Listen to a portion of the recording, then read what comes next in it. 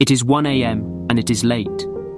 Today we woke up early, yet we do not feel sleepy at this very instance. Instead, we choose to scroll through our phone. This is a repetitive pattern that we have been struggling with for the past few weeks, maybe months, maybe even years. We are aware that this behavior is harming us mentally and physically, but we do not seem to do anything to fix it. It is as if we have found comfort in this behavior, comfort in this recurrent and destructive behavior. We engage in such behavior as a form of distraction to fill the void of our existence. The feeling of emptiness that we feel may be shrugged off as nothing as boredom at first, but this feeling may persist for months and years on end. This is the sign of the feeling of emptiness.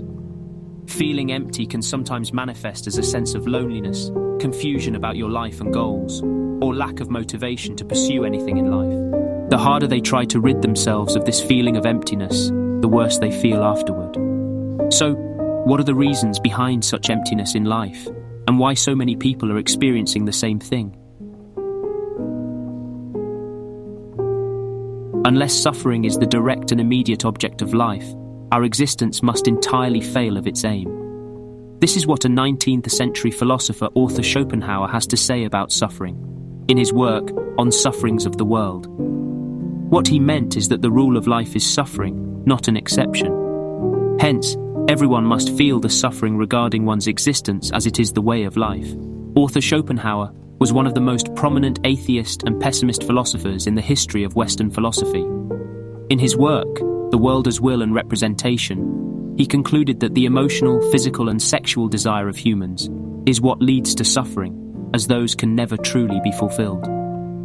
He also stated that we spend most of life working, worrying, suffering, and yet even if all our wishes were fulfilled, we would then either be bored or desire suicide.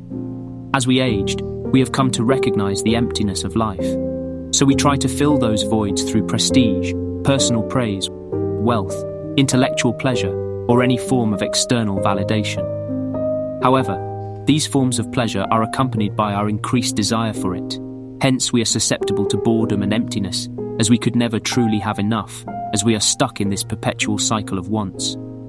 Each desire satisfied leads to a greater desire, which is why it would either end in boredom or a contemplation of suicide. One must recognize the inherent suffering and emptiness that comes with life before one could truly be set free from it. Although Schopenhauer's view on life is quite pessimistic, others have also recognized the suffering that comes with existence, but they have found a solution to end such emptiness and attain true fulfillment. For instance, Buddha had recognized that life is suffering, but his view toward it is different from that of Schopenhauer. Similarly, Buddha believes that the root cause of our suffering is desire. The reason why we always feel empty is because we do not appreciate what we currently have, but long for the things we believe would make us happy.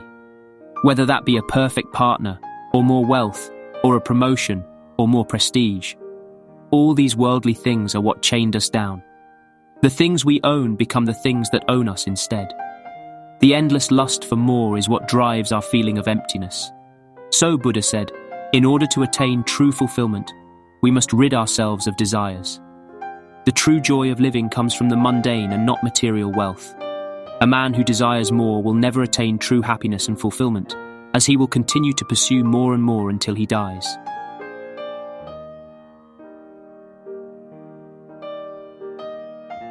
The grass always seems to be greener on the other side. Our tendency to compare our lives to that of others is actively eating our lives away. Our circumstances and others are not the same. We are aware that we do not have the same parents, the same upbringing, the same education, or the same ability. Yet we still compare ourselves to others. The fake life, the picture-perfect holiday spots, and the constant living of the best life are all accessible with a single click on social media. Pointing fingers at social media seems like a low-hanging fruit for me, but the truth of the matter is, social media does alter our perception of life.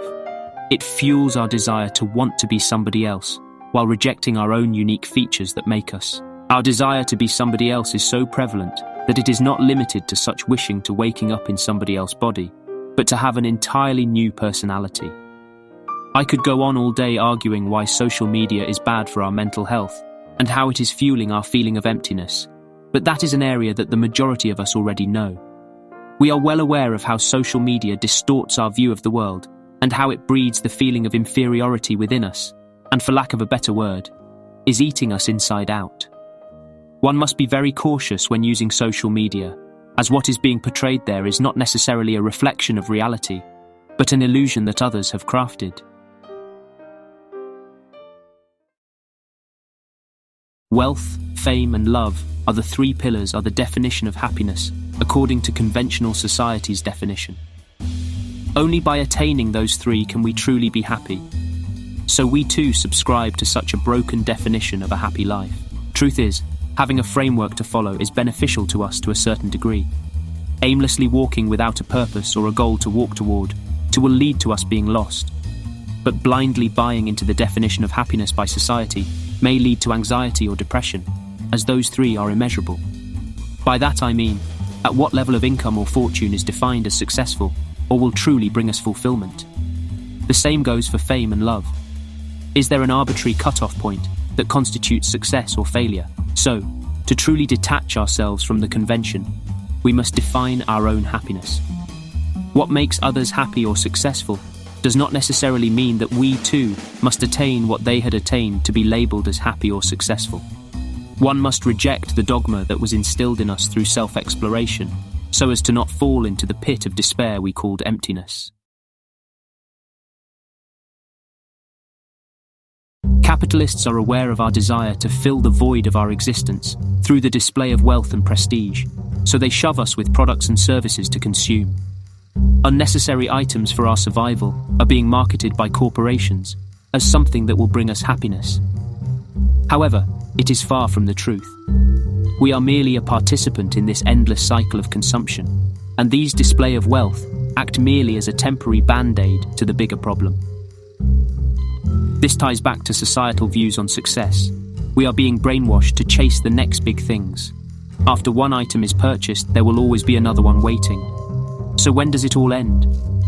The desire for more seems to be a societal norm, so trying to keep up with the trend seems to be the cause of our emptiness, as we could never be at the stage of true fulfillment. This is just the materialistic side of late-stage capitalism, and it already had sucked the life out of the majority of us. How about the productivity or the early success side of capitalism? We see financial gurus and so-called young millionaires flaunting their wealth and portraying that success in your 20s is the norm. This put immense pressure on young adults to seek a way to build wealth as quickly as possible, which is almost impossible for the majority of the population. Money seems to have become the end goal instead of the means to an end.